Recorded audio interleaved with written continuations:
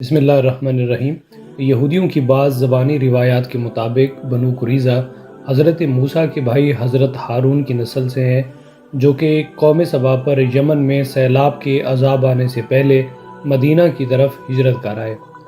بعض روایات کے مطابق 70 عیسوی میں بنو قریظہ رومیوں اور یہودیوں کے درمیان ہونے والی جنگ کے بعد حجاز کی طرف فرار ہوئے اور یثرب کے نواح میں محظور کی حدود میں سکونت پذیر ہوئے تھے۔ بنو قریظہ دوسرے یہودی قبائل کے ساتھ مل کر شہر کی حکومت اپنے ہاتھ میں لینے میں کامیاب ہوئے۔ 225 عیسوی میں حبشہ کی عیسائی سلطنت، جو سلطنت روم کی حمایت یافتہ تھی، یمن کی یہودی حکومت کو شکست دی تو یثرب کے یہودیوں کی قوت بھی کمزور پڑ گئی۔ قبیلہ خزرج اور یہودیوں کے درمیان جنگ میں یہودی حکمران مارا گیا اور عربوں نے شہر کا انتظام سنبھالا۔ مدینہ پر عربوں کا غلبہ یہودیوں کو راس نہ آیا اور بہت سارے یہودی مدینہ چھوڑ کر چلے گئے۔ طلوع اسلام کے قریبی دور میں یہودی قبائل شہر سے باہر واقع اپنے قلعوں میں رہائش پذیر تھے۔ بنو قریظہ اس زمانے میں یہودیوں کی افراد قوت اور اثر و رسوخ کے لحاظ سے دوسرے دو قبائل بنو قینقاع اور بنو نذیر سے زیادہ طاقتور تھے۔ وہ یثرب کے جنوب مشرق میں سکونت پذیر تھے۔ غزوہ بنو قریظہ کی اصل وجہ یہ تھی کہ بنو قریظہ نے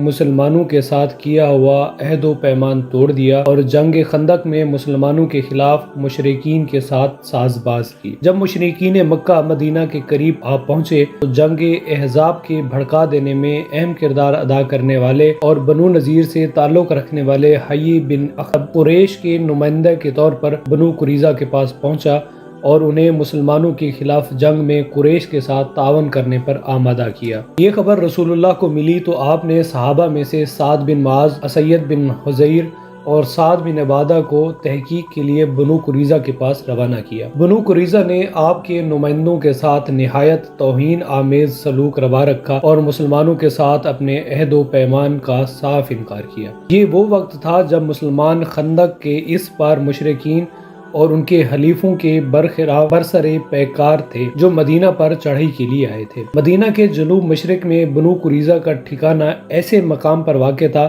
کہ وہ آسانی سے خندق کے دفاع میں مصروف مسلمانوں پر پشت سے حملہ کر سکتے تھے۔ چنانچہ بنو قریظہ کی پیمان شکنی کی خبر نے مسلمانوں کے حوصلوں پر تباہ کن اثرات مرتب کیے۔ بعض روایات کے مطابق جس وقت مشرکین نے مدینہ کا محاصرہ کر رکھا تھا، بنو قریظہ نے رات کے وقت مسلمانوں پر شب خون مارنے کا فیصلہ کیا اور اسی مقصد سے انہوں نے مشرکین کو بعض پیغامات بھی بھجوائے اور ان سے افرادی قوت کی درخواست کی۔ یہ خبر سن کر پیغمبر اسلام نے 200 افراد مدینہ کے تحفظ کے لیے تعینات کیے، جنہوں نے صبح تک تکبیر کہی اور اجالا پھیل گیا تو بنو قریظہ کا خطرہ ٹل گیا۔ ایک شب یہودیوں کے تقریباً 10 دلیر جنگجوؤں نے شہر پر حملہ کیا، لیکن مسلمانوں کے ایک گروہ سے مختصر سی جھڑپ کے بعد پلٹ کر چلے گئے۔ اسی وجہ سے رسول اللہ نے غزوہ خندق میں دشمنوں کے منتشر ہونے کے دن ہی جنگ بنی قریظہ کی طرف عزیمت فرمائی۔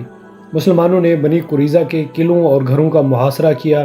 یہ محاصرہ 15 سے 25 دن تک جاری رہا۔ بنو قریظہ نے خود ہی بنو نذیر کی طرح ہتھیار ڈالنے اور مسلمانوں کے سامنے سر تسلیم خم کرنے کی تجویز دی، بشرط یہ کہ ان کے ساتھ وہی سلوک روا رکھا جائے جو اس سے پہلے بنو نذیر کے ساتھ روا رکھا گیا تھا، اور انہوں نے اموال اور املاک سے چشم پوشی کر کے اپنی جانیں لے کر مدینہ ترک کر دیا تھا۔ تاہم رسول خدا نے ان کی شرطیں ماننے سے انکار کیا اور ان کی تجویز یہ کہہ کر منظور کر لی کہ رسول خدا جو کہیں بنو قریظہ کو وہی ماننا پڑے گا، کیونکہ بنو نذیر نے مدینہ ترک کرنے کے باوجود غزوہ خندق میں بھرپور کردار ادا کیا تھا اور اپنے وعدے کا پاس نہیں رکھ سکے تھے۔ بنو قریظہ ہی کی تجویز پر رسول خدا نے اوس کے زعیم اور قبیلہ بنو عبد الاشل کے سربراہ سعد بن معاذ کو ثالث کے طور پر مقرر فرمایا۔ بنو قریظہ کی طرف سے فیصلے کے لیے سعد بن معاذ کا نام پیش کیے جانے کا سبب یہ تھا کہ ان کا قبیلہ اوس اسلام سے قبل ان کے حلیف قبائل میں شمار ہوتا تھا۔ سعد نے تورات کے احکامات اور جنگ سے پہلے رسول خدا کے ساتھ ان کے منعقدہ معاہدے میں مدرجہ نکات سے اسناد کر کے فیصلہ سنایا کہ جس نے بھی رسول خدا کے خلاف جنگ یا گروہ تشکیل دیا ہو اس کی سزا موت ہے اور ان کی عورتوں اور بچوں کو قیدی بنایا جائے گا۔ رسول اللہ نے فرمایا کہ سعد کا حکم اللہ کی مشیت کے مطابق تھا۔ بنو قریظہ کے مقتولین کے بارے میں مختلف آراء اور خیالات تاریخ میں منقول ہیں، جیسے بنو قریظہ کے مردوں اور بالغ لڑکوں کو قتل کیا گیا جن کی تعداد 600 سے 800 تک تھی۔ ایک قریظی عورت بھی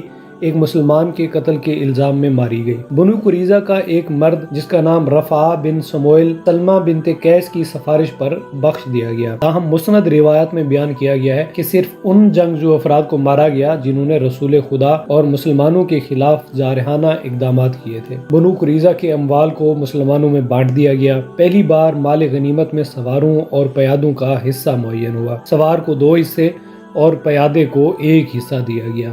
اموال اور بالخصوص ہتھیاروں کی فہرست سے معلوم ہوتا ہے اس مارکے میں بنو قریظہ سے ہاتھ آنے والا مال غنیمت قابل توجہ تھا، اور شاید مال غنیمت کی بڑی مقدار کی وجہ سے ہی تقسیم غنائم کی نئی روش پر عمل کرنا ممکن ہوا۔